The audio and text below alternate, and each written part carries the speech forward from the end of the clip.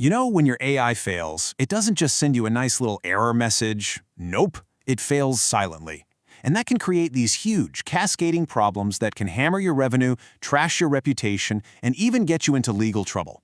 So how do you even prepare for a crisis you can't see coming? Well, in this explainer, that's exactly what we're going to do. We're going to build a step-by-step, AI-specific incident response process, and we're basing it all on a fantastic report from Virtualization Options LLC. And just so we're all on the same page, this is part 3 of our 10-part series, where we're breaking down this really crucial report. We're zeroing in on the practical, hands-on steps that you, as IT managers and senior management, need to know to design a process that actually works. Okay, so here's our game plan for today. First, we're going to kick things off by understanding why your old IT incident plan just isn't going to cut it anymore. Then, we'll lay out a new framework that's built for AI from the ground up. And finally, we'll dig into the first 3 critical steps: detection, triage, and escalation. All right, let's just jump right into the heart of the problem. The risks that come with AI are a totally different animal, and relying on your standard IT playbook isn't just outdated, it's actually pretty dangerous. Now, I know what you might be thinking. Come on, an incident is an incident, right? A server goes down, an AI model gives a bad recommendation. What's the big deal? Well, as it turns out, the difference is, well, it's everything. And this right here shows you exactly what I mean. Traditional IT problems, they're loud. A server is either up or it's down. A network is breached or it's secure. But AI incidents, they're sneaky. Think of something like model drift. It's like a star athlete who just slowly gets out of shape. The model's performance quietly gets worse and worse over time. Or what about hallucinations? That's when the AI confidently just makes stuff up that sounds totally plausible but is completely false. You see, these aren't simple bugs we can just patch. They're complex behavioral failures. And that's really the bottom line from the report. Your current playbook, the one you carefully built for network breaches and software bugs, it's just not equipped for this new world. Trying to use it for an AI problem is like trying to fight a wildfire with a water pistol. Okay, so if the old plan is busted, what does the new one look like? Let's start building out the high-level roadmap, the framework that's going to guide our entire process. It really boils down to these 3 core stages. First, detection. How do you even know something's wrong in the first place? Second, triage. Okay, how bad is this really? And third, escalation. Who do we need to get involved, and I mean right now? Think of this as our mental map for everything that follows. All right, let's dig into that first step, detection. How do you even know when an AI incident is happening? It's not like a server that's literally smoking in the server rack. These things can fail completely silently. The whole point of detection is to be proactive. It's about getting ahead of the problem. It's about catching those little, subtle signs of trouble. You know, a little bit of model drift, some unexpected outputs, before they explode into a full-blown crisis that damages your brand, hurts your customers, and hits your bottom line. So how do you actually do that? Well, this right here is your playbook. You've got to set up robust monitoring that looks at model performance, not just if the system is online.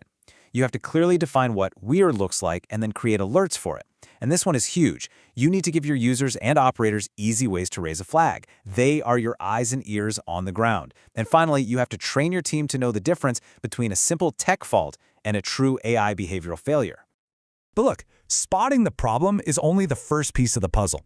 A successful detection is useless if it doesn't immediately and automatically trigger the next step.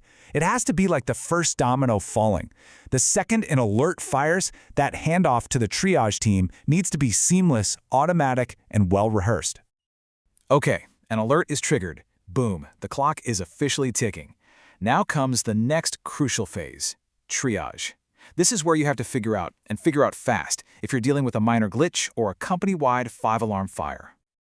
Triage is all about 2 things: speed and clarity. In those first few critical minutes, your team's only job is to answer one fundamental question: how bad is this?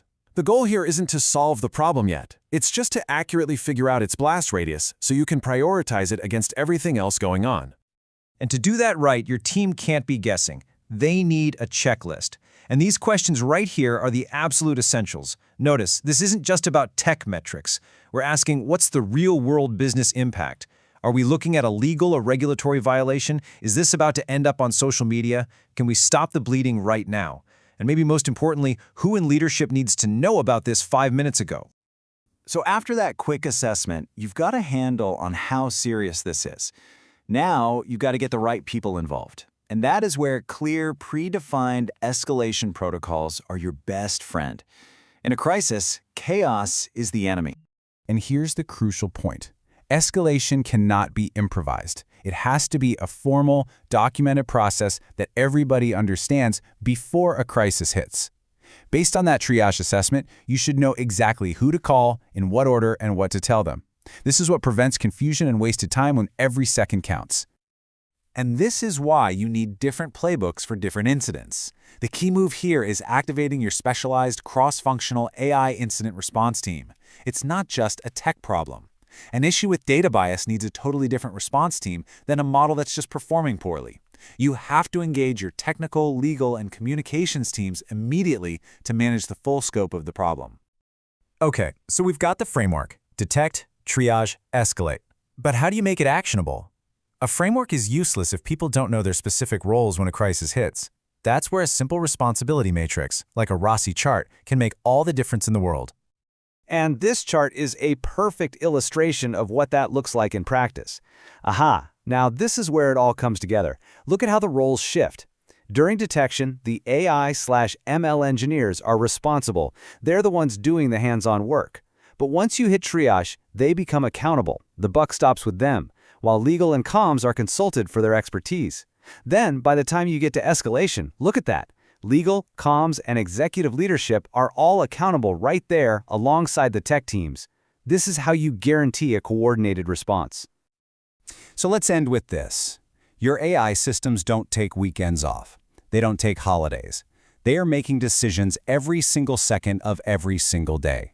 So after walking through this framework, the question you have to ask yourself is your response process just as relentless and just as ready?